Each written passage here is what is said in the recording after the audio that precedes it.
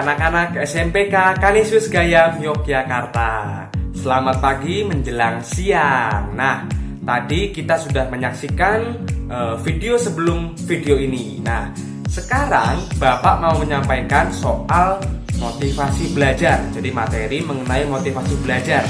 Nah, dalam video kali ini kita akan mendengarkan beberapa narasumber. Jadi ada tokoh agama, mungkin nanti ada tokoh politik, ada orang biasa, ada karyawan. Nah, dalam video kali ini, setelah ini, itu nanti akan ada pemaparan dari mantan Presiden Republik Indonesia, yaitu Bapak Baharudin Yusuf Habibie almarhum. Nah, beliau ini akan menyampaikan sedikit tips mengenai belajar. Gimana sih belajar yang baik dan kenapa kita harus belajar yang baik? Belajar yang baik itu seperti apa begitu? Tentunya video ini berguna untuk memotivasi teman-teman supaya di tengah pandemi ini teman-teman tidak kehilangan harapan, tidak mager untuk belajar, tidak malas, tetapi memiliki semangat baru, memiliki jiwa yang baru untuk terus belajar, untuk terus menggali ilmu dan mengembangkan keingintahuan teman-teman. Oke? Langsung saja kita simak berikut ini. Saya tidak pernah tidak bekerja loh. Kalau orang pernah tanya sama saya, Pak Habibie, kok bisa begitu? Mentalitas apa itu? Saya mentalitas sepeda. Kalau ada naik sepeda, ada berhenti, ada jatuh. Jadi kalau saya berhenti bekerja, saya mati. Umur 80. Kalau ditanya Habibie umur berapa? 90 kurang 10. Tapi jiwanya 17 tahun. Tidak ada bedanya. Saya umur 80 tahun. Kenapa? Karena alasan-alasan tadi yang saya berikan. Itu motivasinya. Yang penting motivasi deh. Semangat saya itu datang atas keyakinan dan kesadaran bahwa saya ini manusia. Produk dari masyarakat di mana saya hidup.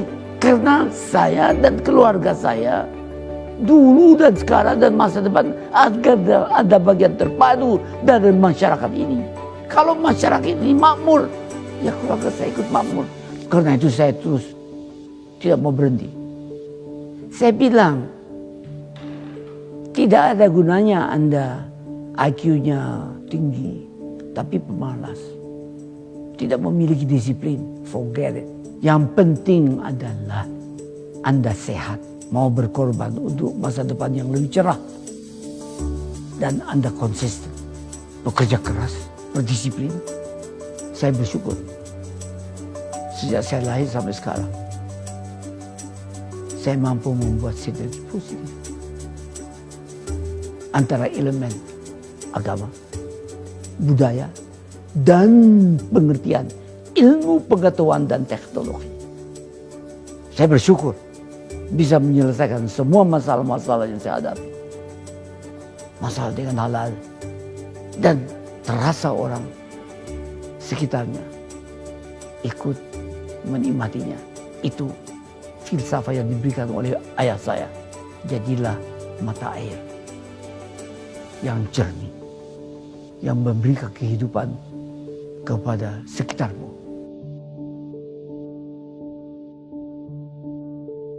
Oke, anak-anak sekalian. Nah, tadi kita sudah mendengarkan sedikit video pemaparan dari almarhum Bapak Baharudin Yusuf Habibie. Beliau adalah mantan presiden dari negara kita tercinta, Republik Indonesia. Nah, setelah ini masih akan ada semacam sharing begitu, itu mengenai seorang sosok yang bernama Ibu Mimi Mariani Lusli. Siapa dia? Sekilas Bapak akan menjelaskan sedikit ya. Jadi beliau ini adalah seorang disabilitas yang bahkan bisa menempuh studi doktoral sampai ke luar negeri. Wah, itu kan luar biasa. Nah, mau tahu seperti apa kisahnya? Mau tahu seperti apa perjuangannya? Yuk disaksikan video yang berikut ini. Keterbatasan bukanlah alasan. Di tahun 2020 kemarin mungkin adalah tahun yang cukup menjadikan bagi kita semua. Semua serba terjun bebas, salah satunya ekonomi. Dan dari ekonomi itu juga akhirnya banyak yang stres, putus asa, sampai mengidap gangguan jiwa. Semua terjadi karena keterbatasan, dan batasan itulah yang menjadi hilangnya harapan. Mengenai keterbatasan, di tahun itu juga gue mendengar salah satu kerabat gue bahwa anaknya lahir mengidap dengan suatu keterbatasan. Hal inilah yang membuat gue tertarik berbicara tentang keterbatasan. Di Indonesia sendiri, ternyata yang mengidap keterbatasan berdasarkan data Susenas pada tahun 2018 saja ada pada angka 14,2% dari penduduk Indonesia, atau sekitar 30,38 juta jiwa. Angka yang cukup banyak dan kemungkinannya bisa bertambah.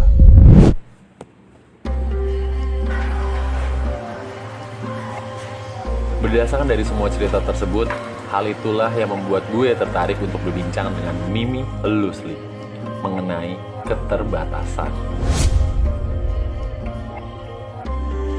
Siapa dia? Biasanya kalau murid-murid saya panggil saya Bunda Mimi. Bunda Mimi, oke, ya Bunda. Seseorang yang mempunyai keterbatasan tunanetra dengan segudang prestasi. S1 saya pendidikan dan counseling, Yes. ya. Lalu S2 saya dan S2 saya 2 nih, ya. Master saya yang pertama. Tapi dua-duanya ini lebih ke arah ilmu sosial dan ilmu sosial lah ya. Jadi yang pertama itu saya ambil di UI. Ya, S1 saya kan dari Sanata Dharma Yogyakarta. Lalu S2 saya yang pertama saya ambil di UI tentang administrasi publik. FISIP kan di sana. Lalu saya dapat scholarship Chevening Award dari British Council. Itu saya ambil lagi master degree untuk ilmu komunikasi. Internasional komunikasi subjeknya. Waduh, hebat banget. Jadi lalu S3 saya lari ke ini kesehatan masyarakat gitu, global health gitu kan. Nah, itu tentang riset saya tentang bagaimana pengurangan stigma melalui intervensi konseling. Ya. Antusias sekali dengan dunia pendidikan. Apakah kalau buat saya ya karena kan cerita bagaimana mindset masyarakat terhadap orang-orang dengan disabilitas atau special need ya, Mas Boy ya. Itu kan kalau misalnya di tahun 50-an bagaimana mereka menganggap kami orang-orang mungkin yang nggak punya masa depan gitu ya, sehingga mindset mereka juga mempengaruhi rasa percaya diri kami gitu kan. Akhirnya stigma yang dibentuk oleh masyarakat menstigma kami, otomatis menstigma diri kami gitu kan. Jadi oh ya kita nggak berguna gitu ya. Ketika saya juga tahu pertama kali penyakit mata saya nggak bisa disembuhkan dan mengalami kebutaan, itu juga saya langsung memvonis diri saya nggak bisa apa-apa gitu kan. Kenapa? Karena saya memvonis diri saya nggak bisa apa-apa atau menstigma diri saya nggak bisa apa-apa karena masyarakat sudah punya mindset itu yang terus dibicarakan di antara masyarakat gitu, atau mereka hanya bisa menunjukkan perilaku kasihan gitu kan, dibantu, dilayani gitu kan ya, sehingga serasa di tahun-tahun itu 67 tahun 60 tahun 70 80 itu tidak ada ruang untuk bisa berdaya gitu.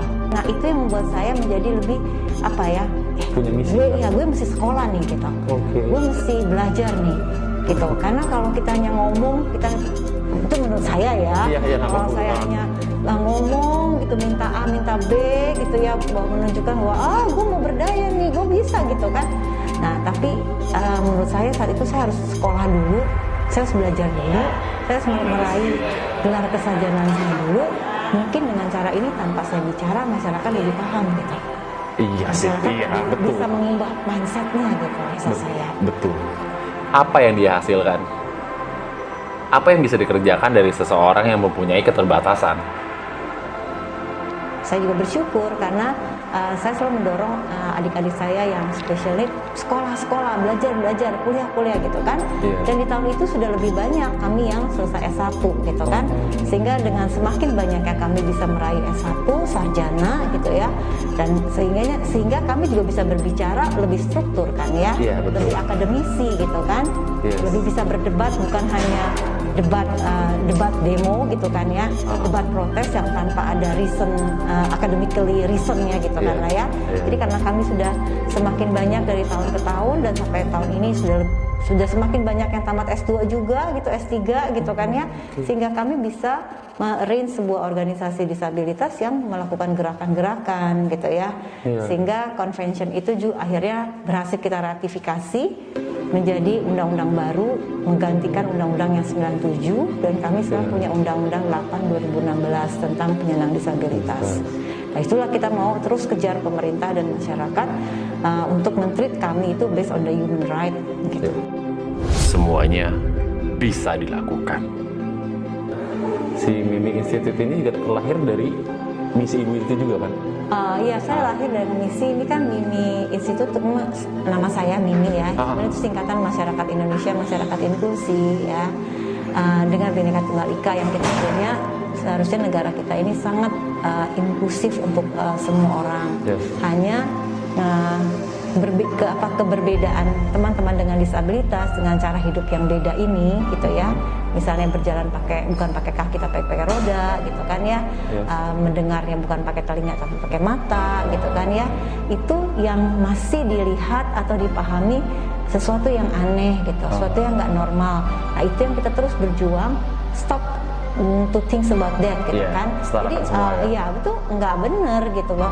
Ketika saya baca pakai tangan saya, itu bukan aneh, bukan nggak normal, tapi itu adalah part of my life gitu kan. Itu identitas saya gitu. Nah ini kami sedang terus berjuang agar pemerintah dan masyarakat dan setiap individu mengakui cara hidup kami yang berbeda ini untuk dimasukkan dalam human diversity gitu kan, setara dengan perbedaan jenis kelamin, umur, warna kulit, agama, suku gitu.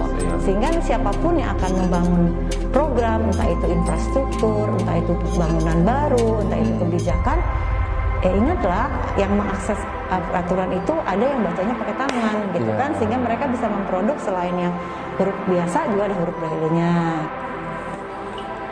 Hal inilah yang menjadi tamparan keras buat kita semua, karena keterbatasan fisik bukanlah suatu alasan untuk meraih masa depan.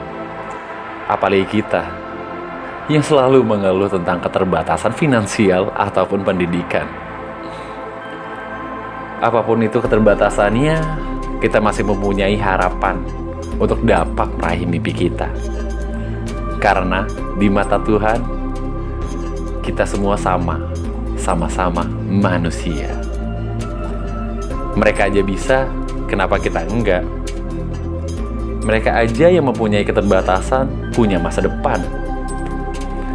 Mereka aja yang layak, kenapa kita tidak?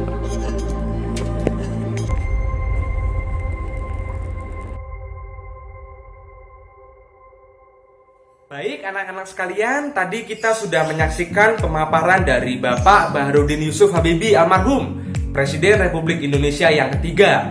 Kita sudah menonton, sudah menyaksikan, dan juga Bapak sudah memberikan video juga mengenai kisah Perjuangan, pergulatan, usaha untuk belajar dari Ibu Mimi Maria Nusli. Jadi beliau ini adalah seorang yang disabilitas ya. Tadi teman-teman sudah melihat dalam video yang Bapak cuplik dari YouTube. Nah, setelah ini Bapak akan mengadakan semacam social analysis atau analisis sosial. Jadi akan ada beberapa wawancara, Bapak akan menanyakan ke beberapa orang dari berbagai macam latar belakang, belajar itu seperti apa? Kenapa sih kita harus belajar? Dan di tengah pandemi ini tentunya belajar yang baik seperti apa? Karena kita tentu menghadapi masalah bersama, yaitu macam-macam sih, ada kendala internet, kita tidak pernah tatap muka secara langsung, perjumpaan yang kurang. Nah, menghadapi semua ini, teman-teman harus seperti apa sih belajarnya? Makanya, yuk langsung aja kita saksikan video berikut ini. Wah, lagi baca ini Pak? Ya, Boleh ngobrol sebentar enggak Pak? boleh. Wah, Bentar ya, Kak dulu ya. boleh silahkan. Gimana? Nah, gini Pak, ini saya mau membagikan sebuah pengalaman untuk teman-teman dari SMP Kang Gayam. Ada beberapa pertanyaan Pak. Nah, menurut Bapak belajar itu apa sih Pak? Belajar itu ya sebenarnya itu cara, kalau saya itu adalah suatu jalan untuk mengetahui banyak hal. Belajar Oke. banyak hal. Gitu. Jadi bisa melalui sekolah, pendidikan formal, pendidikan non formal, maupun belajar mandiri seperti saya ini. Meskipun nggak di dalam kelas, tapi saya belajar. Oke. Nah, pentingnya belajar itu apa Pak? Menurut Bapak? Nah, pentingnya belajar itu bukan hanya menjadikan kita pintar, tetapi menjadikan kita itu manusia sejati. Manusia sejati itu kita lahir itu memang sudah jadi manusia, tetapi kita itu punya tanggung jawab terhadap kehidupan kita maupun kehidupan banyak orang. Artinya hidup kita itu punya dampak. Oke, siapa? Nah, ini kan di tengah masa pandemi nih. Mungkin kita merasa bosan belajar, harus menatap layar. Ada nggak sih Pak kiat-kiat belajar yang mungkin unik menurut Bapak yang bisa diterapkan buat teman-teman SMP Kang Gayam ini? Nah, kalau biasanya kita belajar itu hanya di dalam kelas, ya kan? Ya. Selalu melihat buku, selalu melihat dengan Zoom online gitu ya. Nah, sebenarnya di masa pandemi ini juga memberikan kita kebebasan belajar. Artinya kita bisa mengeksplorasi banyak hal, kita belajar banyak hal. Nggak harus di dalam rumah, kita ketika keluar ke tempat-tempat misalnya ke sawah, ke hutan, gitu kan. Kita bisa melihat banyak hal di situ.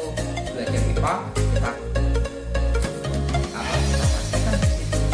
Belajar yang lainnya bisa kita langsung terjun. Artinya di masa pandemi ini kita malah bisa semakin banyak melakukan penelitian.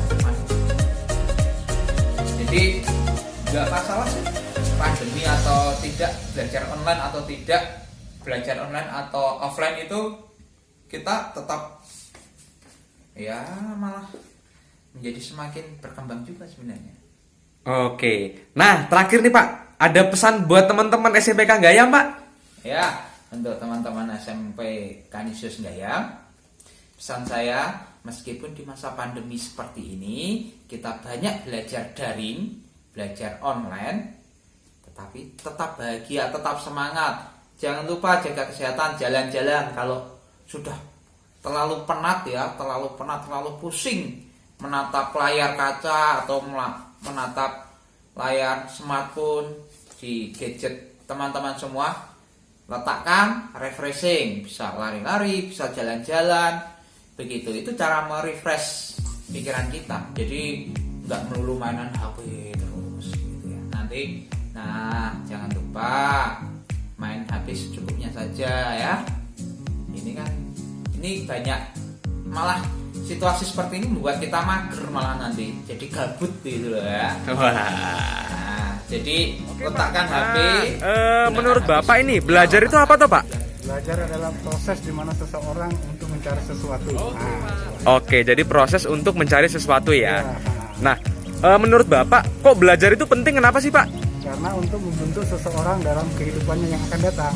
Oke, jadi belajar itu berguna bagi kehidupan ya Pak ya? Ya. Ada lagi enggak Pak mungkin selain itu? Ya misalnya bisa juga untuk bagaimana dia akan berkembang untuk masa depannya sendiri. Kalau dia dengan belajar atau tidak belajar itu nanti masa depannya tergantung dari hal itu. Oke. Ya, nah berarti kan belajar itu berguna bagi masa depan ya Pak ya. Nah, ini kan sekarang pandemi nih Pak. Itu gimana Pak menghadapi situasi pandemi menurut Bapak belajarnya gimana Pak polanya kira-kira? Kalau saya berpikir polanya ya bisa 50% dengan wifi online, lalu 50% tatap muka. Misalnya diselang-seling gitu. Karena kalau semua pakai online itu kadang anak hanya orang yang belajar itu hanya ya katakanlah tidak bisa seperti 100% seperti tatap muka. Karena walaupun bagaimana kan harus lihat perkembangannya. Karena selama ini kalau dilihat yang online itu katakanlah mereka hanya bisa menyerap sekitar tidak sampai 50% dari apa yang disampaikan dari itu. Maka perlu supaya mereka mengerti supaya lebih baik ya ada sesekali tatap muka. Begitu Pak. Oke, terima kasih Pak. Ya Pak Awang, nah menurut Bapak belajar itu apa toh Pak? Belajar itu tuh suatu kegiatan ya, aktivitas yang kamu lakukan itu secara berulang-ulang terus menerus sampai kamu mendapatkan apa yang kamu inginkan. Nah itu ya sebenarnya definisi yang sangat banyak orang ketahui, tetapi lebih spesifik lagi belajar itu kamu mempunyai rasa ingin tahu sesuatu, kamu pelajari itu, kamu lakukan berulang-ulang terus menerus hingga akhirnya kamu mendapatkan sesuatu. Itu yang disebut belajar. Belajar itu tidak hanya melulu di sekolah. Kamu belajar memahami perasaan temanmu, kamu belajar memahami orang tuamu, kamu belajar untuk melakukan sesuatu yang kamu sukai atau hobi dan lain sebagainya. Itu adalah bentuk belajar. Oke, nah pentingnya belajar itu sebenarnya apa tuh Pak?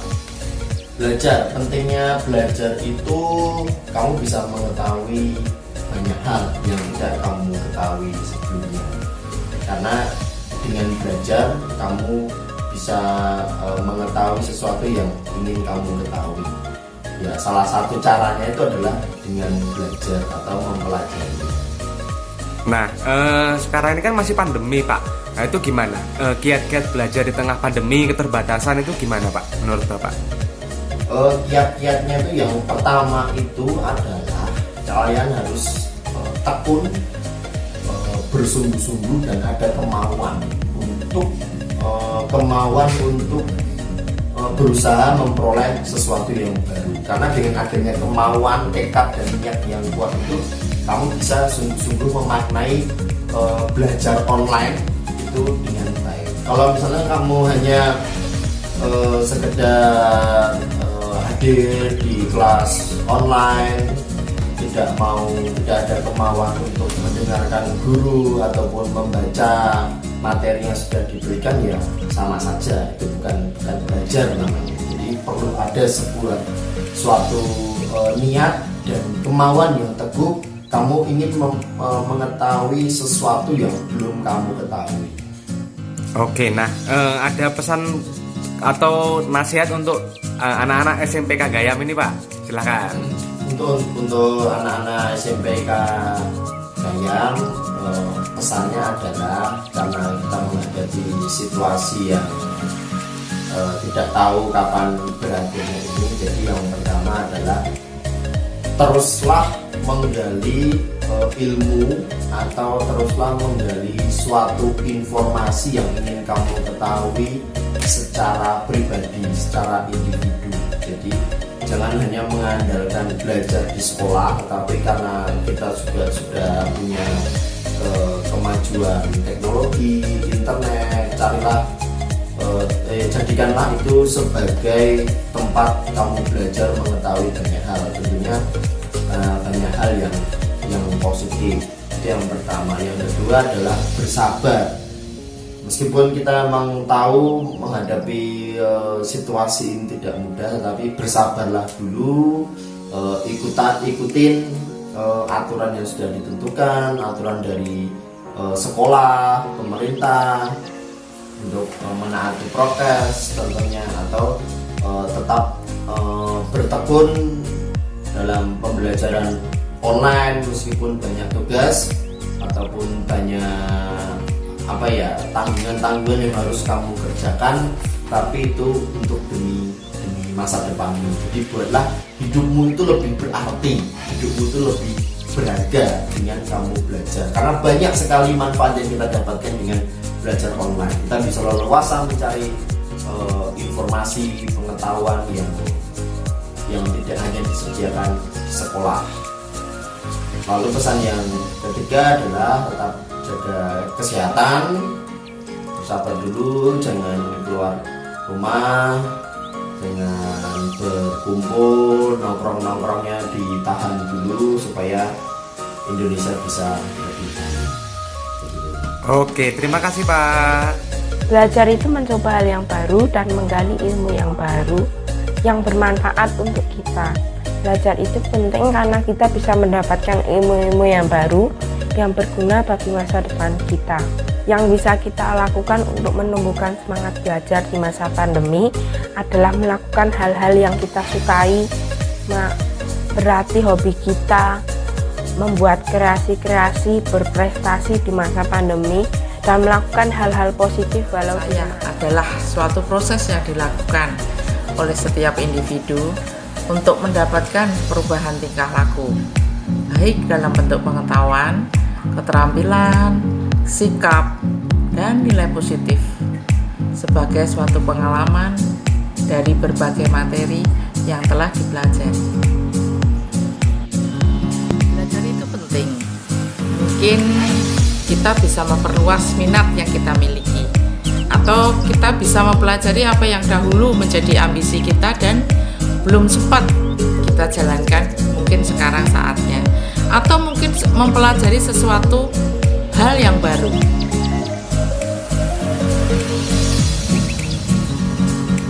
Di saat pandemi seperti sekarang ini memang kita harus pandai-pandai menyiasati bagaimana supaya kita betah belajar. Mungkin beberapa tips ini bisa digunakan.